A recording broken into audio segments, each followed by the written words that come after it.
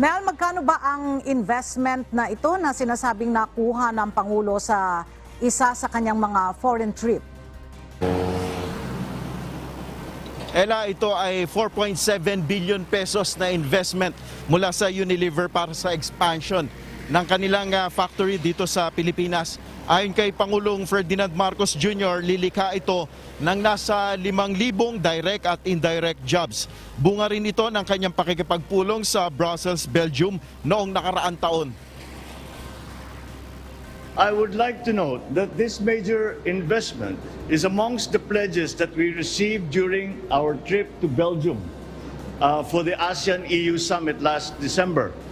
To see this project come to fruition after just several months is not only encouraging. It also inspires me and the rest of the government to work even harder for the Filipino people.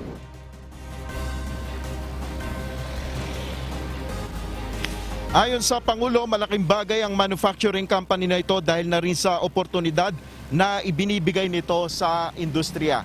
Samantala, after nga ng mga event ng Pangulo dito sa Cavite, ay hindi na nagpa-unlock ng media interview ang Pangulo at agad siyang bumalik sa Malacanang. Yan muna ang ating update. Balik sa iyo, Ella. Alright, maraming salamat, Nel Maribuhok.